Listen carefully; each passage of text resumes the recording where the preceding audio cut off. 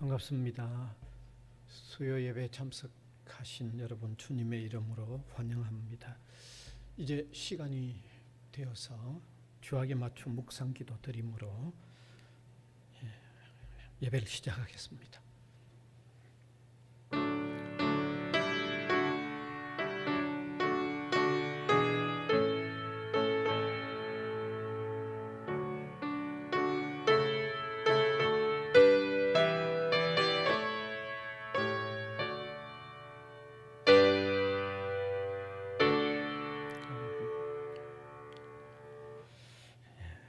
찬송가 430장 되겠습니다. 430장.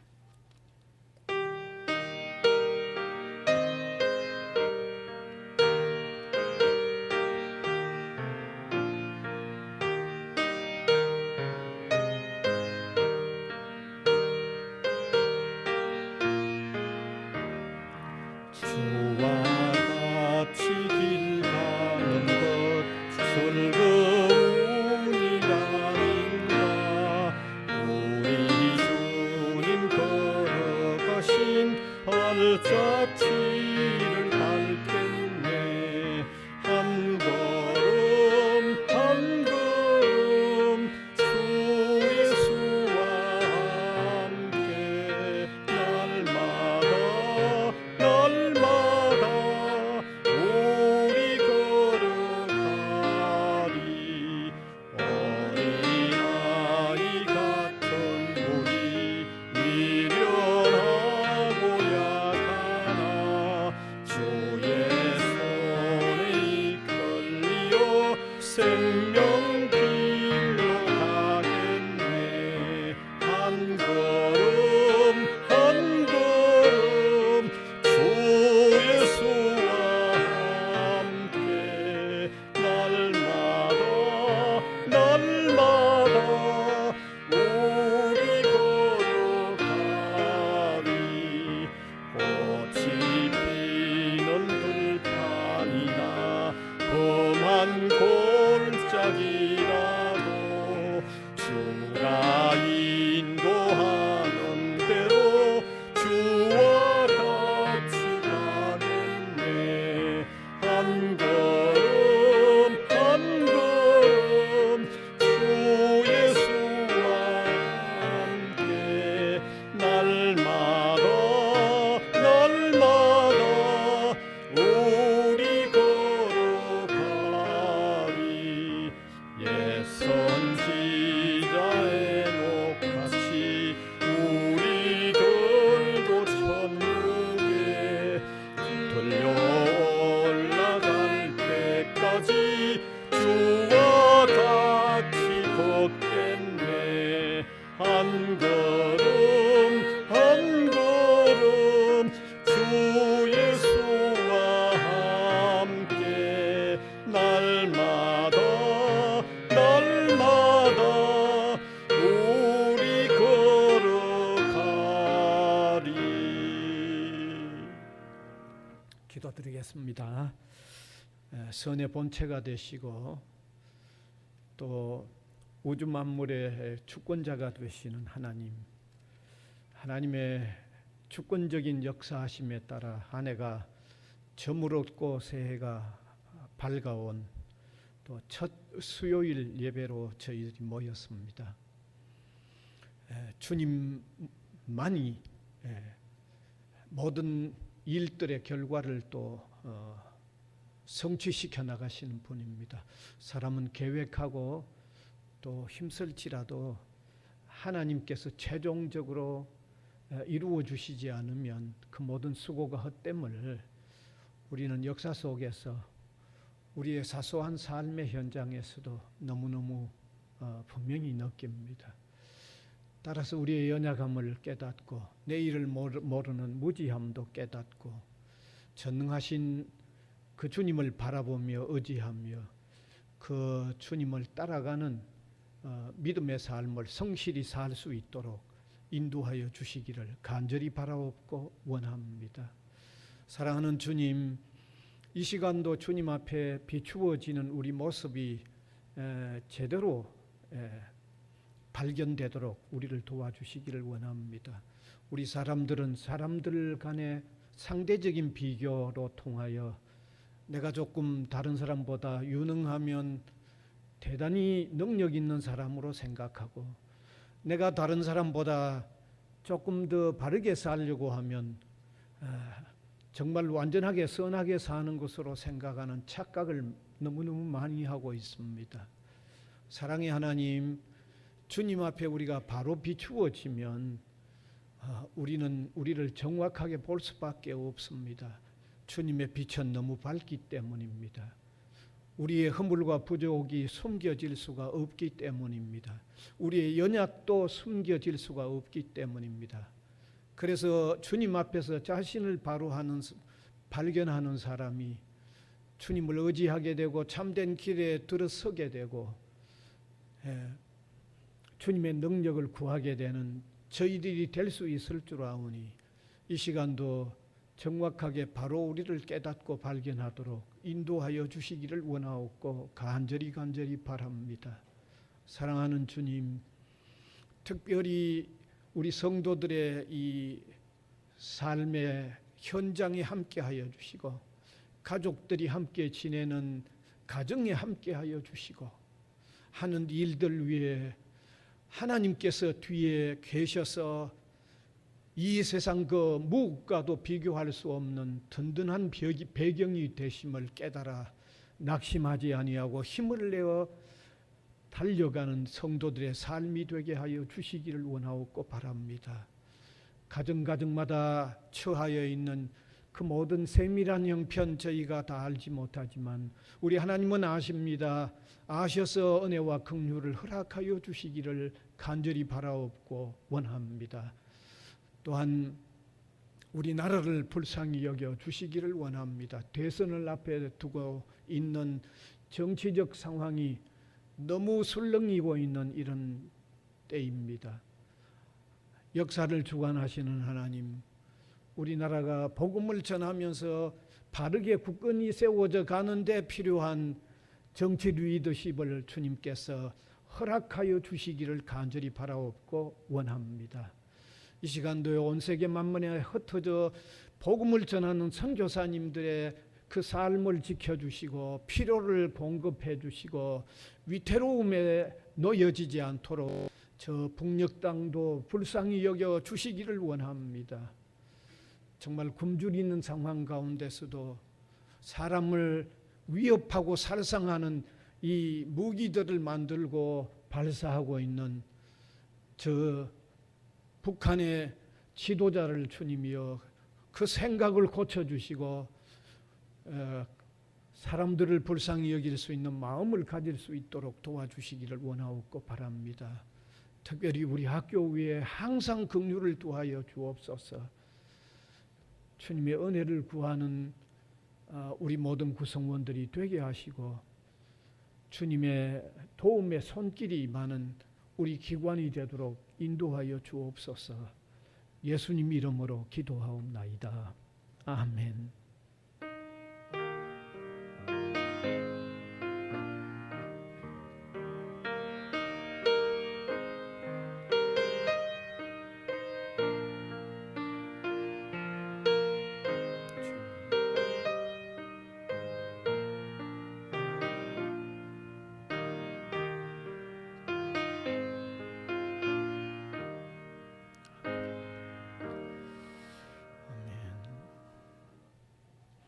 하나님의 말씀은 요한복음 5장 19절에서 23절까지만 봅니다. 요한복음 5장 19절에서 23절.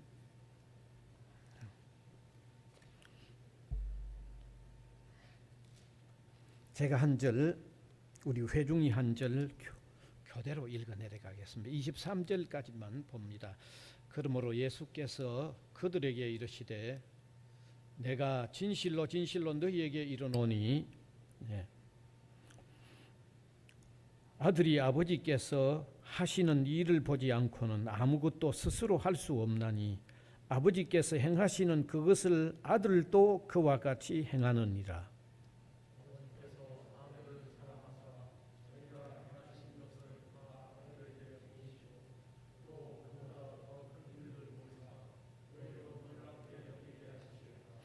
아버지께서 죽은 자들을 일으켜 살리심 같이 아들도 자기가 원하는 자를 살리느니라.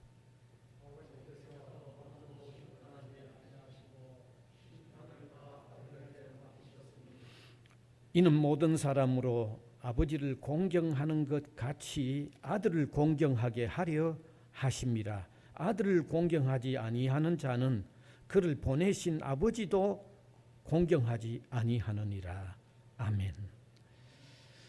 오늘은 하나님의 아들됨을 밝히심 혹은 설명하심, 이런 주제가 되겠습니다. 오늘 이 주제도 제대로 이해를 하시려고 하면 지난번 수요일에 말씀드렸던 내용과 연결 지어야만 오늘 전하는 메시지의 이해가 좀 쉬우실 것 같습니다. 아마 기억하실는지 모르겠습니다. 지난 수요일 말씀드렸던 핵심은 예수님께서 베데스다라고 하는 연못 가에 38년 된 병자를 자리를 들고 걸어가라 라고 말씀하여 고쳐주셨던 내용입니다. 그런데 그날이 유대인들의 안식일이었다고 합니다. 그러니까 유대인들이 이 안식일에는 아무 일을 하지 않는다고 자기들이 세부 규정을 엄청나게 많이 만들어 놓고는 안식일에 예수님이 사람을 고치는 일을 했다고 비난하고 헐뜯기 시작한 거죠. 그래서 제가 그때 강력하게 말씀드렸던 내용이 참된 신앙과 참된 신앙생활이 정말 중요하다는 걸 알 수 있죠. 그 유대인들은 그 바른 신앙과 바른 신앙생활이 아니었기 때문에 좋은 일하는 예수님마저 비난하고 나왔다는 거죠. 그러니까 우리가 이걸 보면 정말 바른 신앙과 바른 신앙생활이 얼마나 중요하다는 걸 알 수 있죠. 그래서 예수님은 그렇게 비난하는 그 유대인들에게 이렇게 말씀하죠. 내 아버지께서 일하시니까 나도 안식일이지만 선한 일을 나도 한다. 이런 대답을 한 거죠. 왜냐하면 하나님 아버지께서 우주 만물을 창조하시고 지금도 보존하시고 통치하시고 지금도 다스리시고 섭리하시는 이 일을 하시니까 예수님이 내 아버지도 그렇게 하니까 나도 지금도 안식일이지만 내가 선한 일을 한다고 말씀하신 거예요. 그러니까 유대인들이 더 큰 문제를 삼고 나왔죠. 더 큰 문제를 삼고 나왔어요. 처음에는 안식일에 일한다고 문제 삼고 나왔다가 그 다음에 두 번째는 더 큰 문제를 들고 나왔는데 더 큰 문제가 뭐냐? 예수님이 하나님을 향해서 내 아버지께서 일한다고 하는 거기에다가 문제를 삼고 나온 거죠. 왜 그러면 유대인들이 예수님의 이 말씀에 문제를 삼고 나왔는가 하면 유대인들도 하나님은 자기들이 중요하게 여긴다는 거예요. 그런데 한 사람, 인간인 예수가 나와가지고 그 하나님을 자기 직접 아버지라고 얘기한다고 말하는 걸 듣고는 저 예수가 우리가 그렇게 높이는 하나님을 모독하는 자라는 거죠. 이해가 되시죠? 유대인들은 예수님을 하나님의 아들로 인정을 안 하고 그냥 평범한 사람으로 생각하는데 평범한 한 인간이 나타나서 그들이 그렇게 높이는 하나님을 나의 아버지다 얘기하니까 유대인들의 생각에는 이 인간이 하나님 모독한다고 그렇게 나온 거죠. 그래서 이제 논쟁이 된 거예요. 더 큰 문제가 또 벌어진 거예요. 그게 오늘 19절부터 읽었는데 18절 지난번 읽었던 마지막에 18절 띄워주면 바로 이 논쟁이 딱 정확하게 드러납니다. 같이 한번 읽어봅시다. 시작. 유대인들이 이로 말미암아 더욱 예수를 죽이고자 하니 이는 안식일을 범할 뿐만 아니라 그 다음에 하나님을 자기의 친아버지라 하여 자기를 하나님과 동등됨으로 삼으십니다. 예, 빨간 글자가 바로 여기 제가 지금까지 설명했던 바로 그 내용이죠. 예. 그래서 오늘 읽었던 이 성경 19절부터 23절까지는 오늘 읽었던 이 성경은 예수님이 왜 자기가 하나님의 아들이 되는가를 설명하는 내용이 오늘 읽었던 내용입니다. 여러분, 성경은 성경대로 바로 해석하는 게 참 중요합니다. 오늘 세 가지로 예수님이 왜 하나님의 아들인가를, 자기가 하나님 아들 됨을 설명하는 내용이 오늘 19절부터 23절까지 세 가지가 딱 나옵니다. 정확하게 답이 나옵니다. 첫째는 하나님의 일을 자신도 보고 행하는 면에서 하나님 아들 된다는 것을 첫 번째로 설명합니다. 여러분, 제가 말하는 게 아닙니다. 성경이 그렇게 밝혀놓았습니다. 19절을 봅시다. 19절. 예. 같이 읽읍시다. 그러므로 예수께서 그들에게 이르시되 내가 진실로 진실로 너희에게 이르노니 아들이 아버지께서 하시는 일을 보지 않고는 아무것도 스스로 할 수 없나니 아버지께서 행하시는 그것을 아들도 그와 같이 행하느니라. 이 말이 무슨 말입니까? 자신이 하나님이 하는 일을 자신도 할 수 있는 걸 보면 내가 하나님의 아들이라고 하는 주장이 성립되지 않느냐 하는 그 말입니다.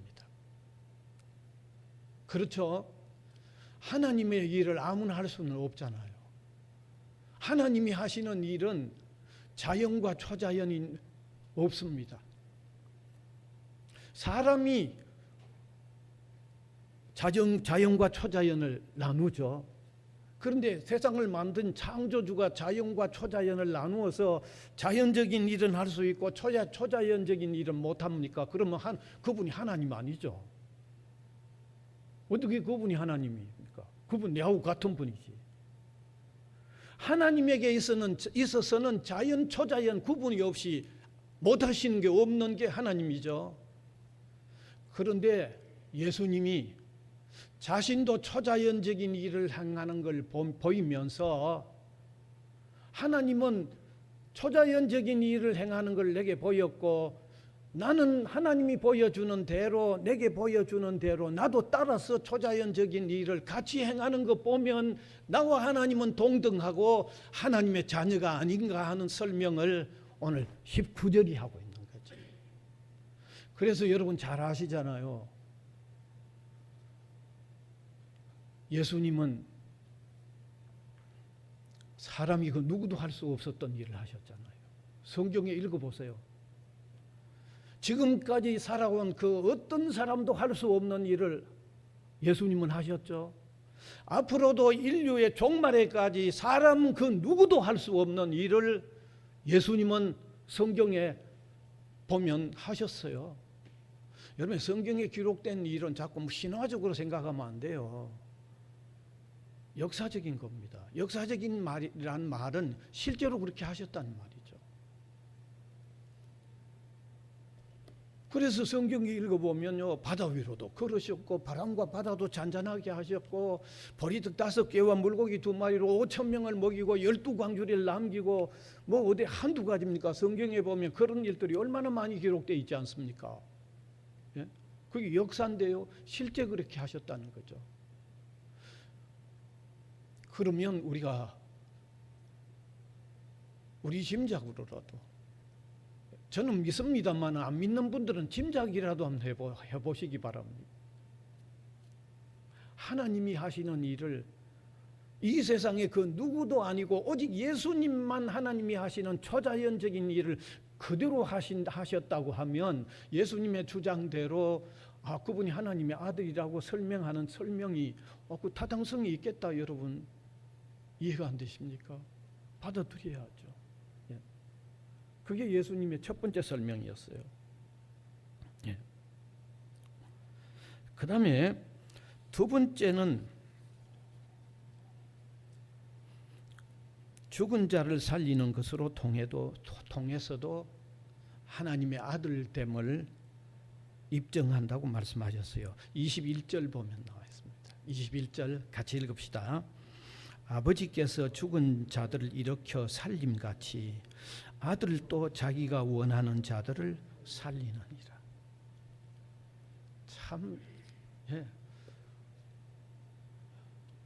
하나님은요, 인간의 생사화복을 주장하시는 분입니다. 인간의 생사의 권한을 가지신 분이 하나님이십니다. 구약 성경 신명기 32장 39절에 기록되어 있습니다. 같이 한번 읽읍시다. 시작. 이제 나 곧 내가 그인 줄 알라. 나 외에는 신이 없도다. 나는 죽이기도 하며 살리기도 하며 상하게도 하며 낫게도 하나니 내 손에서 능히 빼앗아 갈 자가 없도다. 이 하나님의 말씀인데 이걸 압축해서 설명하면 생사의 권한을 가지신 분이 하나님 당신이라고 말하죠. 생사의 권한을 가지셨다는 거죠. 그래서 구약 성경에 보면 실제로 하나님은 이스라엘 백성이 광야에서 잘못해서 이 독뱀에게 물려서 이스라엘 무리들이 다 죽어가는 그때 생명을 살리기도 하셨어요. 구약 성경 읽어보면 생사의 권한을 가지신 하나님께서 죽어가는 생명을 살리기도 하셨고 죽어가는 생명을 15년간 연장도 하셨고 그 실제 기록이 많이 나옵니다. 많이 나와요. 죽은 자를 살렸잖아요. 그런데 오늘 예수님이 자기도 하나님 아들됨을 증거하는 데 있어서 자기도 죽은 자를 살리는 것으로 통해서 하나님 아들됨을 증거한다고 말씀하신 거예요. 아까 읽은 게 바로 그 구절이에요. 21절에. 그래서 여러분 신약 성경 읽어보면 누구를 살립니까? 회당장 야이로의 딸을 죽은 회당장 야이로의 딸을 살렸어요. 나인성 과부의 이 독자가 세상을 떠났는데 나인성 과부의 이 외아들을 살리셨어요. 심지어 그 예수님의 친구 나사로가 죽어서 무덤에 있는지 4일째 되는 사람의 무덤을 막아놓은 그 동굴 무덤이니까 무덤 문을 열으라고 하시고는 나사로가 불러내 가지고 수족을 감고 그 죽은 사람의 배를 이렇게 동여매는데 배로 이제 감죠. 그걸 풀어주라고 그래서 살아났잖아요. 예수님도 이렇게 죽은 사람을 여러 번 살렸잖아요. 이게 신화가 아니고 이게 역사라고 하면 예수님은 자기 주장대로 하나님의 아들 아니고는 그런 일을 못 하잖아요. 자기 주장대로 하나님의 아들이니까 그렇게 하신 거죠. 그게 분명히 증거가 되잖아요.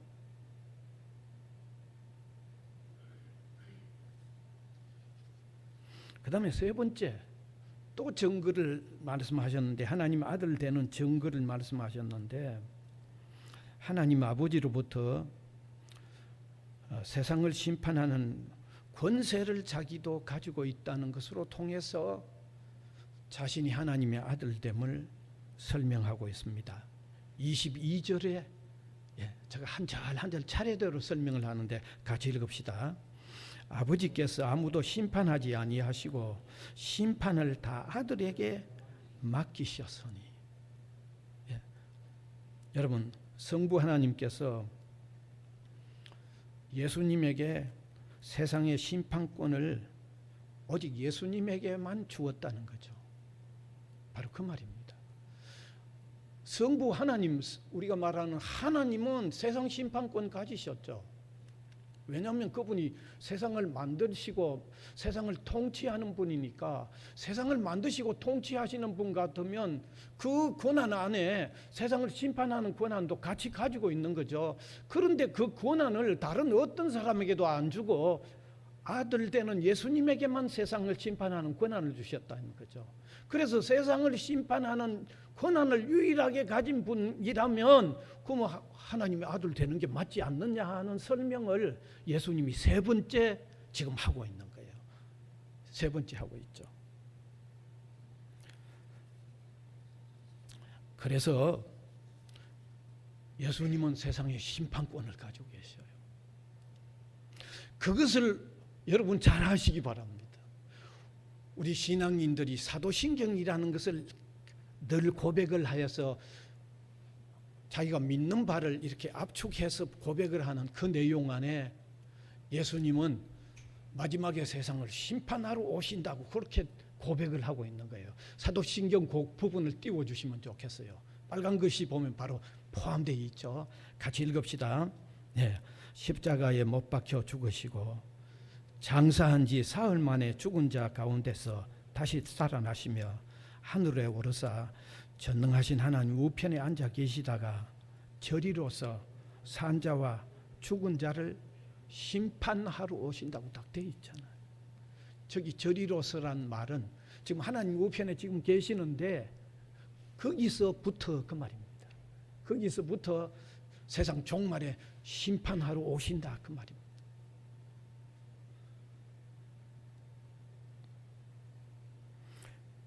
뿐만 아니라 예수님 자신도 내가 세상을 구원하러 왔다는 말씀도 하셨을 뿐만 아니라 세상을 심판하러 왔다고 예수님이 친히 말씀하셨어요. 요한복음 9장 39절 읽으면 나옵니다. 같이 읽읍시다. 예수께서 이르시되 내가 심판하러 이 세상에 왔으니, 심판하러 왔다고 되어 있죠. 이렇게 심판하신다는 거죠. 하나님만이 심판권이 있고 세상에 그 누구도 세상 심판권이 없는데 예수님에게만 하나님께서 심판권을 부여하셨고 그 심판권을 가지고 계시고 또 그 심판을 가지고 세상에 오셨다고 하면 그분만, 그러면 예수님이 주장하는 대로 자신이 하나님의 아들이 분명하지 않느냐, 이렇게 세 가지로 설명을 하고 있는 거죠. 세 가지로. 그러면 예수님은 어떤 심판을 하실 건가? 세상 마지막에 어떤 심판을 하실 건가? 믿지 않으신 분은 조금 듣기 불편하실 것 같습니다. 그러나 성경이 말하는 바를 제가 얘기를 드릴 수밖에 없죠. 심판의 기준은 예수 믿었나 믿지 않았나 그거 기준입니다. 알겠어요? 예. 예수님을 믿었냐 믿지 않았냐 그것 가지고 심판하는 거예요. 예수님을 믿은 사람은 형벌을 위한 심판이 아니지만 믿지 않는 사람은 형벌을 위한 심판이라고 그런 판결을 내리는 분이에요. 왜 그러면 예수 믿은 사람은 심판받지 않는다고 돼 있느냐? 예수 믿는다는 말이 무슨 말입니까? 내가 받아야 할 벌을 십자가에서 내 벌을 예수님이 받아주셨기 때문에 하나님은 예수 믿는 사람에게 이중으로 다시 벌 받으라고 안 하기 때문에 심판이 없다는 거죠. 믿음의 사람에게. 이게 기독교예요. 이게 기독교예요. 바로 그런 심판이 있는 것을 제가 제 나름대로 얘기하는 게 아니고 저는 성경 가지고 말씀드려야 되니까 요한복음 5장 24절에 보면 그런 예수님이 심판권을 가졌대 그런 기준으로 심판한다고 되어 있습니다. 같이 한번 읽어보면 이런 구절은요 성경 가운데 정말 중요한, 성경 전체가 중요하지만 더 중요한 구절이 이런 구절입니다. 같이 읽읍시다. 내가 진실로 진실로 너희에게 이르노니 내 말을 듣고 또 나 보내신 이를 믿는 자는 영생을 얻었고 심판에 이르지 아니하나니 사망에서 생명으로 옮겼느니라. 여기 내 말을 듣고 나 보내신 이를 믿는 자는, 이 말은 내 말을 듣고 할 때 내라는 말은 예수님을 말하고 나 보내신 이를 믿는다는 말은 하나님이 예수님을 보냈으니까 예수님의 저 말씀 안에는 하나님을 얘기하는 거죠. 그래서 심판권을 가지신 예수님께서도 마지막에 심판을 어떻게 하느냐 하면 믿느냐 믿지 않느냐 가지고 심판한다고 하는 것이 그 기본이라는 것을 알 수 있습니다. 사랑하는 여러분, 이제 마무리하겠습니다. 유대인들이 예수님께서 하나님을 내 아버지라고 했을 때 유대인들이 예수는 하나님에게 불경죄를 짓는 인간이라고 죽이려고 했습니다. 그러나 예수님은 당당하게 오늘 세 가지로 설명을 하셨죠. 첫째는 뭡니까? 하나님의 일을 유일하게 자기만 하는 것 봐도 내가 하나님의 아들이라는 말이 맞지 않느냐. 첫 번째고, 두 번째, 생사의 권한을 가진 하나님만이 죽은 자를 살리는데 예수님 자신도 죽은 자를 살리는 것 보면 내가 하나님의 아들이라고 하는 말이 맞지 않느냐. 세 번째는 어떤 겁니까? 세상의 심판권은 하나님만 있는데 마지막에 이 세상을 심판할 권한을 예수님에게만 주셨고 예수님만 그 심판권을 가지고 있다고 하면 하나님의 아들이라고 주장하는 게 틀리느냐? 그게 분명하게 맞지 않느냐 하는 내용이 오늘 읽은 성경의 내용입니다. 제가 그것을 여러분들에게 풀어드렸습니다. 왜 예수님을 믿어야 하는지, 그분은 하나님의 아들, 우리의 구원자일 뿐만 아니라 역사의 마지막에는 심판자이기 때문에 우리가 그분을 믿어야 할 이유가 너무너무 분명하다는 것을 아시고 제발 믿음을 가지시는 여러분들이 되시기를 진정으로 소원합니다. 기도하겠습니다. 은혜의 주님, 감사를 드립니다. 오늘도 성경에 주옥같이 소중한 기독교의 중요한 진리의 내용을 함께 나누게 해주신 것을 감사를 드립니다. 왜 우리가 예수 그리스도를 믿어야 할 필요가 있는지, 예수님이 누구이기 때문에 우리가 예수님을 믿어야 할 필요가 있는지를 제대로 깨닫고 믿음의 복을 가지는 저희들이 되게 하여 주시옵소서. 예수님 이름으로 기도하옵나이다. 아멘. 찬송가 80장입니다.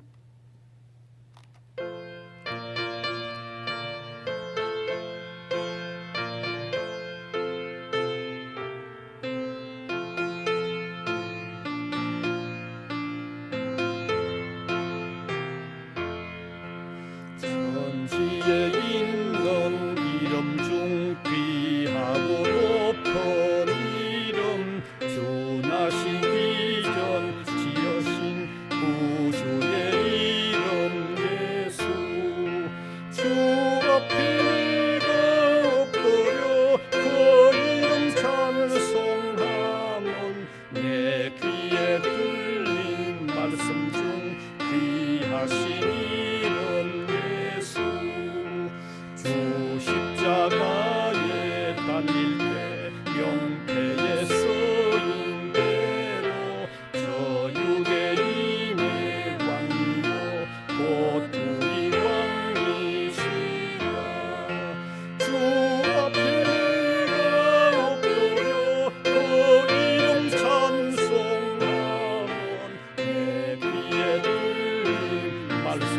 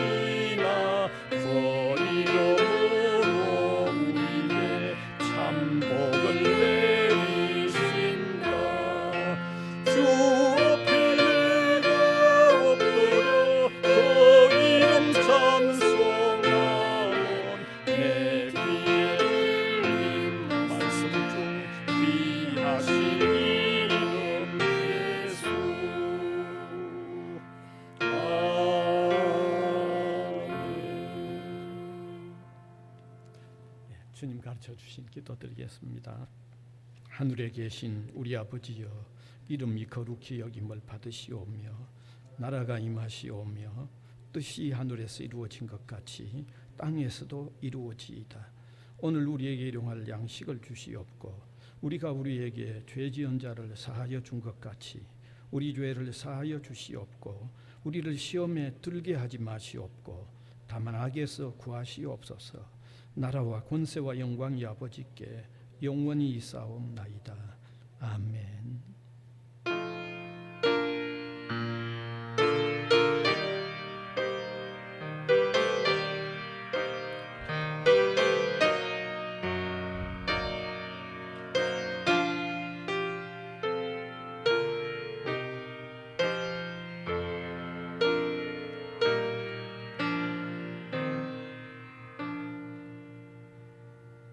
감사합니다. 예배 마쳤습니다.